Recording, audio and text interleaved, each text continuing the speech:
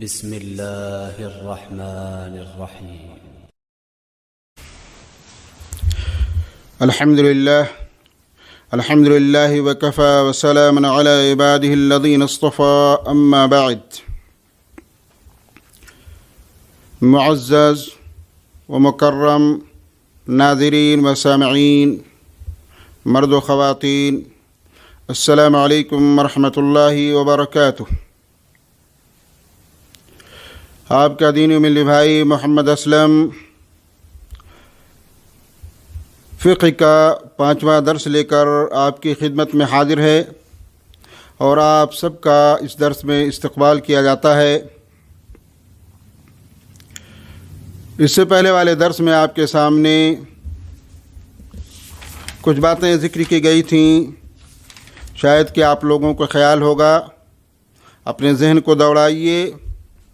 جس میں وضو کا صحیح طریقہ بیان کیا گیا تھا، وضو کا اکمل طریقہ، سب سے بہترین طریقہ ذکر کیا گیا تھا، اور اس کے بعد میں دوران وضو جو بعض غلطیاں کی جاتی ہیں یا بعض لوگوں سے بعض غلطیاں سرزد ہوتی ہیں، اس کی نشاندہی کی گئی تھی.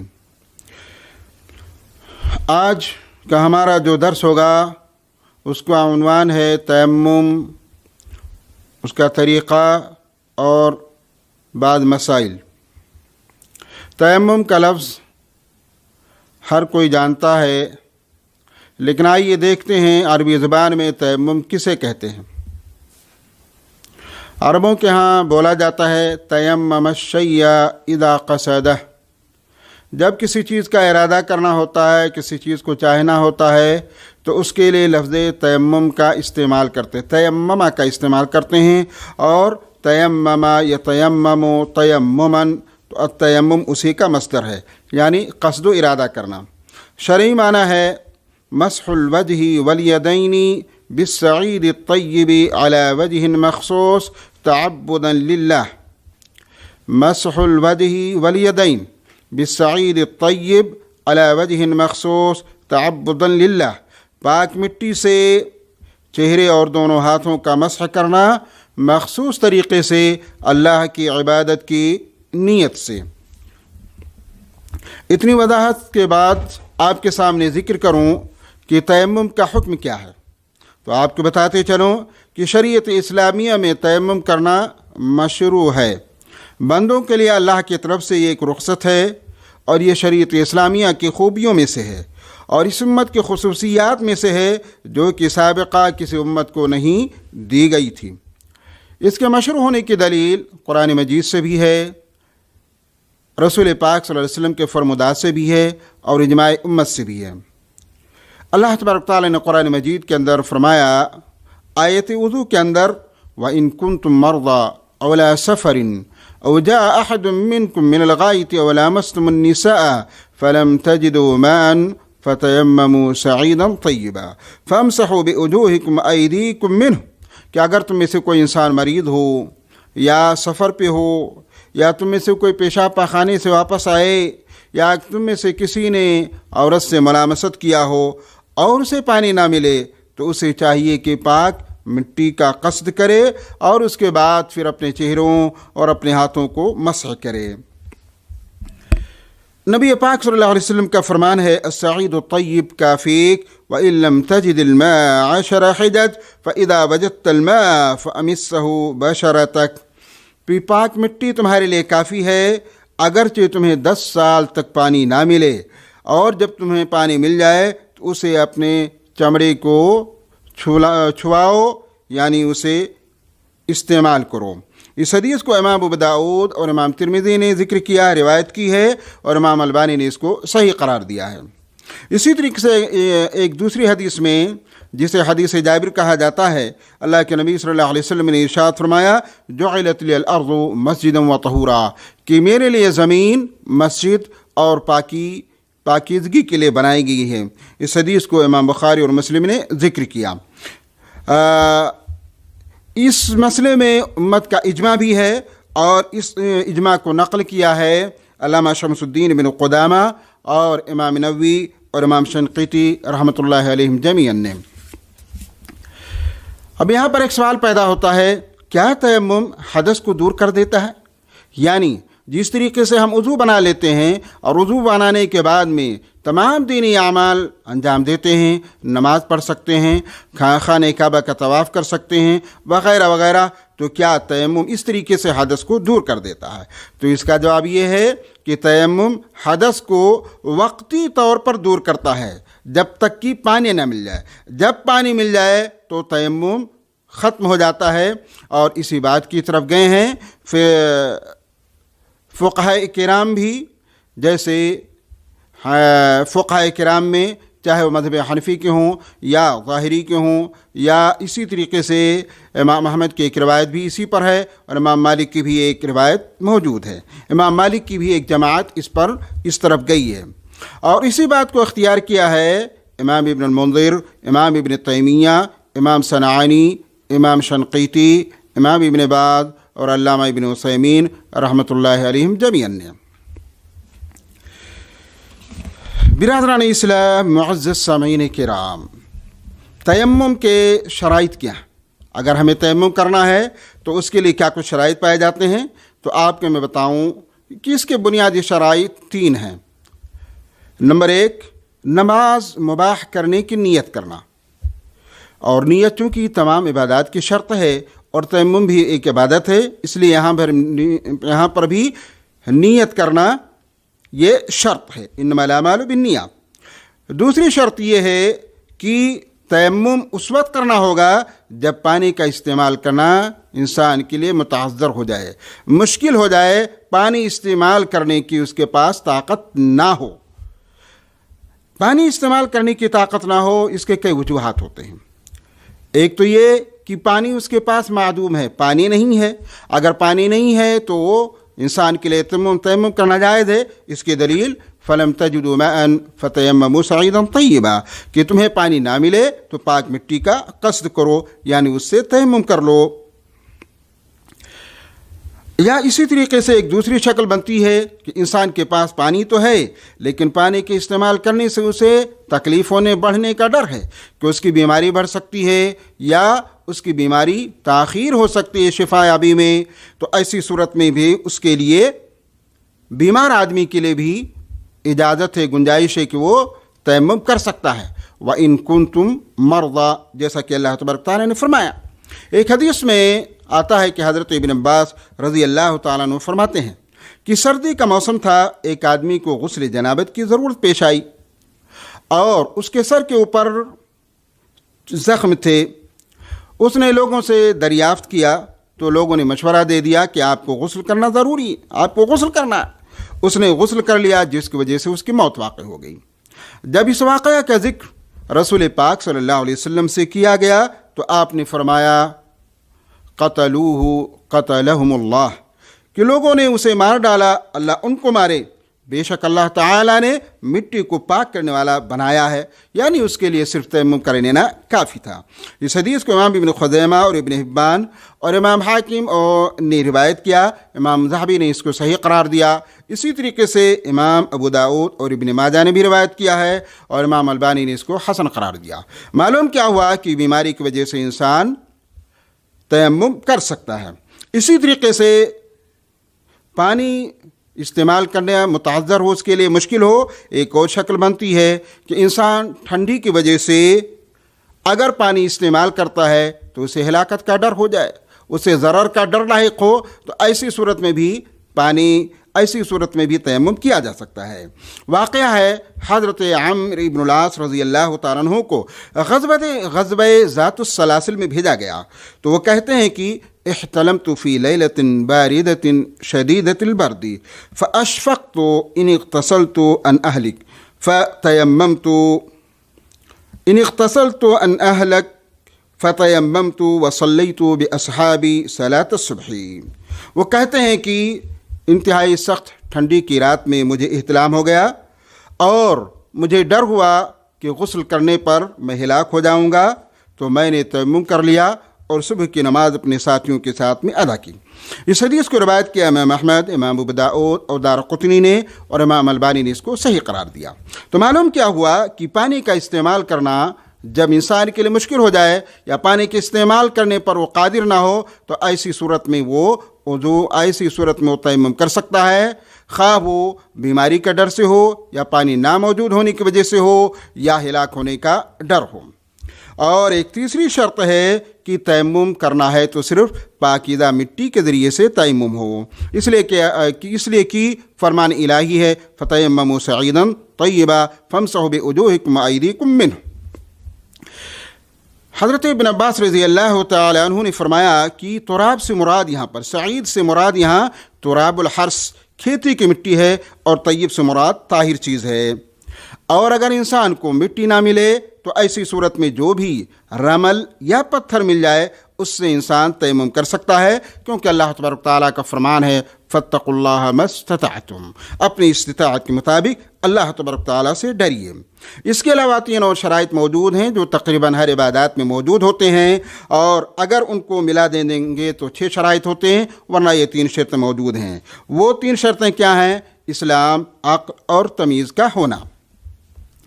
इतनी सी वजाहत के बाद में आइए आपके सामने जिक्र करते हैं कि जिस तरीके से वज़ू को तोड़ने वाली बाद अशिया होती हैं, ऐसे ही वो कौन सी अशिया हैं जिनके पाए जाने से आपका तयम्मुम तो टूट जाता है। तयम्मुम को तोड़ने वाली चीज़ें क्या क्या चीज़ें हैं, तो मैं बताऊं आपको कि तयम्मुम को तोड़ने वाली चीज़ें 3 हैं। नंबर 1, हद से असगर और हद से अकबर से तयम्मुम टूट जाता है, यानी वो अमाल जिनके करने से आपका वज़ू टूट जाता है और वो अमाल जिनकी वजह से आपके ऊपर गुस्ल वाजिब हो जाता है, उनके करने से या उनके होने से आपका तयम्मुम टूट जाएगा, क्योंकि तयम्मुम वज़ू के बदले में होता है और बदल का हुक्म मुबदल का हुक्म होता है। नंबर 2, पानी मौजूद हो जाए तो इंसान का तयम्मुम टूट जाता है, क्योंकि पानी ना होने की मौजूदगी में तयम्मुम है। दलील अल्लाह के नबी सल्लल्लाहु अलैहि वसल्लम का फरमान है फ़इज़ा वजदतल माअ फ़अमिस्सहु बशरतक, तो ज़रूरी है कि जब पानी मिल जाए तो इंसान उसको अपने चमड़े पर लगाए। नंबर 3, वो उज़्र ख़त्म हो जाए जिसकी वजह से तयम्मुम मशरू हुआ था, वो उज़्र ख़त्म हो जाए जिसकी वजह से तयम्मुम करना आपके लिए जायज़ हुआ था, जैसे बीमारी और खौफ वगैरह। इन चीज़ों के बाद में अब मैं आपको बताऊं कि तयम्मुम का तरीक़ा क्या है। तयम्मुम का तरीक़ा क्या है? तयम्मुम का तरीक़ा ये है कि इंसान पहले नीयत करे। सबसे पहले आप नीयत करेंगे, फिर बिस्मिल्लाह करें और उसके बाद पाक ज़मीन पर या पाक मिट्टी पर अपनी दोनों हथेलियों को एक मरतबा मारिए, फिर उनमें फूंक मारिए या उनको झाड़ दीजिए, फिर उन दोनों को अपने चेहरे पर और दोनों हथेलियों पर मस्ह कर लीजिए।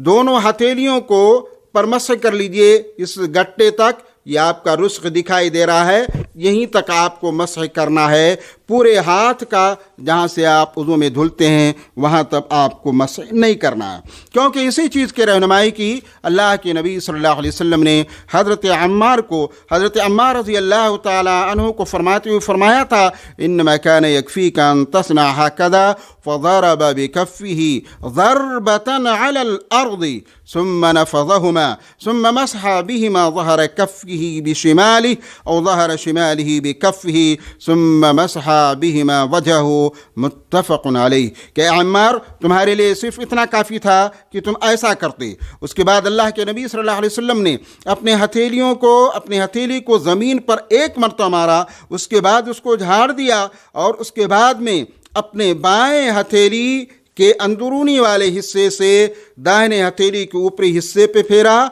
और फिर दाहिने हथेली के जो है अंदरूनी वाले हिस्से से बाएं हथेली के ऊपर फेरा और उसके बाद चेहरे के ऊपर मस्ह कर लिया।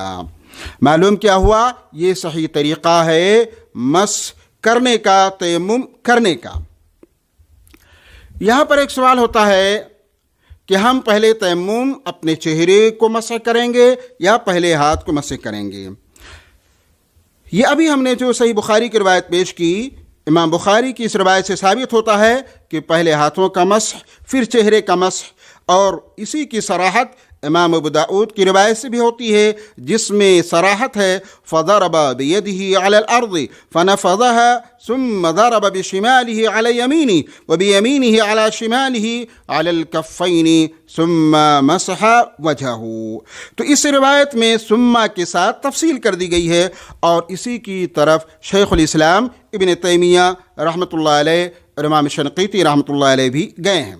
ویسے شیخ ابن باز رحمۃ اللہ علیہ سے جب اس مسئلے کے بارے میں سوال کیا گیا تو انہوں نے کہا فابدؤوا بما بدأ اللہ بہ، تو اللہ تبارک تعالیٰ نے جس سے شروع کیا اس سے شروع کیجئے۔ تو اللہ تبارک تعالیٰ نے پہلے چہرے کا ذکر کیا ہے، اس کے بعد ہاتھوں کا ذکر کیا ہے، اس لیے ہم دونوں باتوں کو لینے کے بعد اس درجے تک پہنچتے ہیں کہ انسان دونوں میں سے کوئی بھی کرے گا تو اس کا عمل ہو جائے گا، لیکن اگر حدیث کے مطابق کرتا ہے جیسی کہ صراحت آتی ہے تو انشاءاللہ اس میں گنجائش ہے اور دونوں چیزیں اس کے لیے جائز ہیں۔ اتنی سی وضاحت کے بعد میں آئیے چند ایک سوالات آپ کے سامنے پیش کرتے ہیں جو کہ ہمارے موجودہ زمانے کے بہت بڑے عالم دین تھے، اللہ تعالیٰ ان کو غریق رحمت کرے، شیخ ابن باز رحمۃ اللہ علیہ، جو کہ کافی معروف و مشہور ہیں، اور ان سے پوچھا گیا تھا، کچھ سوالات کیے گئے تھے تیمم سے متعلق، جن میں سے ایک سوال ان سے پوچھا گیا هل صح حدیث مسح الذراعین فی التیمم، کیا تیمم کے اندر ذراعین یعنی بازوؤں کو مسح کرنے والی حدیث صحیح ہے؟ تو آپ نے فرمایا لا، غلط، الصواب وجہ وکفیہ فقط كما جاء في حديث عمار وغيره التيمم يكون بالكفين فقط۔ آپ فرما رہے تھے کہ نہیں، بالکل غلط ہے، درست بات یہ ہے کہ انسان اپنے چہرے کو، اپنے دونوں ہتھیلیوں کو صرف مسح کرے گا، جیسا کہ حضرت عمار وغیرہ کے حدیث سے ثابت ہے، اور تیمم صرف ہتھیلیوں کے ذریعے سے ہوگا۔ ایک دوسرا سوال ہے جو آپ سے کیا گیا اذا حضر الماء اثناء الصلاة هل يقطعها، کہ اگر دوران نماز پانی مل جائے تو کیا اپنی نماز کو توڑ دے گا؟ جواب الاقرب انه يقطع الصلاة ويتوضأ لعموم قوله فلم تجدوا ماء فتيمموا صعيدا طيبا، یعنی سب سے اقرب بات یہ ہے کہ وہ اپنی نماز کو توڑ دے گا اور پھر وہ وضو کرے گا اللہ تبارک تعالیٰ کے فرمان فلم تجدوا ماء کی وجہ سے۔ ایک اور سوال کیا گیا کہ شخص صلی صلاة فی صحراء بتیمم ثم لما سلم جاءه واحد واتى بماء هل يعيد الصلاة، یعنی ایک آدمی نے صحرا کے اندر تیمم کر کے نماز ادا کر لی، پھر جب سلام پھیرا تو اس کے بعد میں ایک آدمی پانی لے کر کے آیا، کیا وہ اپنی نماز کو دہرائے گا؟ تو آپ نے جواب دیا کیا شروع میں اس کے پاس پانی نہیں تھا، پانی معدوم تھا؟ تو سائل نے جواب دیا کہ بالکل نہیں تھا اس کے پاس۔ تو شیخ نے جواب دیا کہ لا ما يعيد، وہ انسان اپنی نماز کا اعادہ نہیں کرے گا، نماز نہیں لوٹائے گا۔ سائل نے پھر کہا اور اگر نماز دہرا لے؟ تو شیخ نے کہا لا ما علیہ اعادہ، اس کے اوپر اعادہ کرنا نہیں ہے۔ پھر سائل نے کہا کیا کسی صحیح حدیث سے اس کا ثبوت ہے؟ تو شیخ نے کہا ایک حدیث میں ہے کہ دو آدمیوں نے نماز ادا کی اور ان کے پاس پانی نہیں تھا، پھر اس کے بعد انہیں پانی مل گیا تو اس میں سے ایک نے وضو کیا اور نماز کو دہرایا اور دوسرے نے نہیں دہرایا، تو نبی صلی اللہ علیہ وسلم نے نماز نہ دہرانے والے سے فرمایا اصبت السنہ وَأَجْزَأَتْكَ صَلَاتُكَ، کہ تمہیں سنت مل گئی اور تمہاری نماز تمہارے لیے کافی ہو گئی۔ وَقَالَ لِلْآخَرِ، اور دوسرے سے فرمایا لَكَ الْأَجْرُ مَرَّتَيْنِ، تمہارے لیے ڈبل اجر ہوگا۔ پھر سائل نے کہا کہ کیا یہ حدیث صحیح ہے؟ تو شیخ نے کہا نعم لا بأس به، جی ہاں، اور اس میں کوئی حرج نہیں ہے۔ میرے ناظرین، میرے سامعین، آپ کے سامنے یہ وضاحت ہوئی۔ ایک چھوٹی سی بات جو آپ کے سامنے ذکر کرتا چلوں کہ تیمم کے مشروع ہونے کا سبب کیا ہے اور کس سن کے اندر یہ تیمم مشروع ہوا ہے۔ تو میں آپ کو بتاتے چلوں کہ یہ سن 5 یا سن 6 ہجری کا واقعہ ہے، غزوہ بنی المصطلق کے اندر، جب حضرت عائشہ رضی اللہ تعالیٰ عنہ کا ہار ٹوٹ کر گلے سے گر گیا تھا اور اس کی تلاش کے لیے اللہ کے نبی صلی اللہ علیہ وسلم کو وہاں پر رکنا پڑا تھا، اور جس کی وجہ سے ایسی جگہ پر رک گئے جہاں پر پانی میسر نہیں تھا اور سارے صحابہ پریشان تھے، صبح فجر کی نماز پڑھنی تھی اور پانی نہیں تھا، تو اللہ تبارک تعالیٰ نے آیت تیمم کو نازل کیا اور یہ واقعہ سن 5 یا بعض علماء کے نزدیک سن 6 ہجری کا واقعہ ہے. تو اور پوری تفصیل آپ کو صحیح بخاری کے اندر ملے گی. اللہ تبارک تعالیٰ سے دعا ہے کہ الہ العالمین ہمیں اور آپ کو دین کی صحیح سمجھ سے مالا مال کر دے. رب ذوالجلال ہمارے سامعین ہمارے ناظرین کے علم میں مزید برتری عنایت فرما. وصلی اللہ وسلم علی نبینا محمد وعلی آلہ وصحبہ اجمعین. السلام علیکم ورحمۃ اللہ وبرکاتہ.